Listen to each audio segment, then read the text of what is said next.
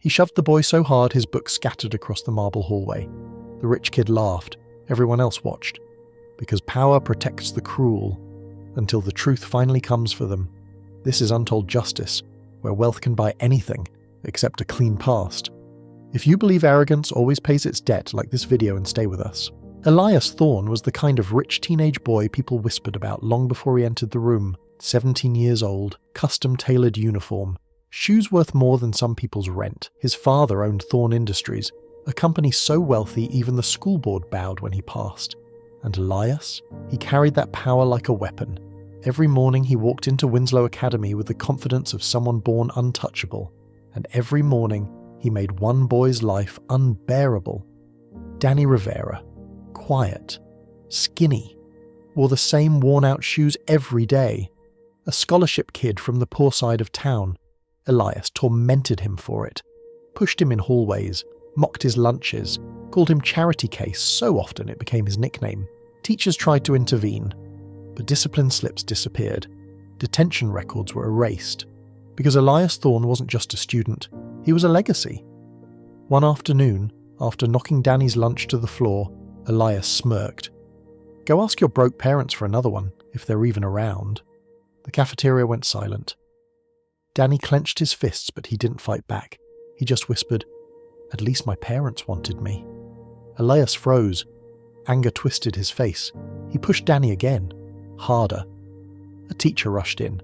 Danny was taken to the nurse. Elias? Sent home early with a warning. But that night, something shattered the Thorne mansion. His father collapsed in the living room, a stack of letters trembling in his hands. "Elias," he said, voice breaking. "We need to talk. It's about your real parents." Elias blinked. "Real parents? What are you talking about?" His father handed him a yellowed envelope. Inside was a birth certificate, a hospital report, a case number. Elias wasn't born a Thorne. He was adopted at age 4. His birth family, poor, struggling. From the same neighbourhood Danny came from, his biological mother had died trying to provide for him. And the part that hit hardest? Danny's mother had been the woman who took care of Elias in the foster home before he was adopted. She used to rock him to sleep, used to feed him, used to sing to him. Danny wasn't just a charity case.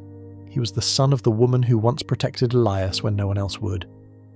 The humiliation he threw at Danny, he was throwing at the only connection left to his real past. The next day, Elias walked into school differently. Slower, quieter, shaken. He saw Danny at his locker trying to tape together a ripped textbook. For the first time, Elias noticed things he'd ignored.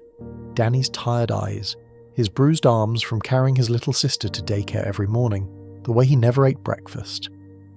Elias approached him. "Danny, I need to tell you something." Danny didn't look up. "Leave me alone." "I found out who I am," Elias whispered, "and who took care of me before the Thornes adopted me." Danny froze, turned slowly. Confusion tightened his face. "My mum," he said cautiously, "worked at the foster home back then." Elias swallowed hard. He nodded. "Danny, she held me when I had nothing, and I treated you like you were nothing." That afternoon, Elias visited the Rivera home, a tiny apartment, peeling walls, creaking floors, but warm, alive, filled with love. Danny's little sister hugged him by accident, thinking he was her brother. Danny's mother froze when she saw Elias. Then her eyes widened. "I know you," she whispered. Elias's voice cracked. "I think you used to take care of me." She nodded slowly, tears forming. "You were a sweet boy, quiet, scared. I used to hold you when you cried for your mother." Elias broke.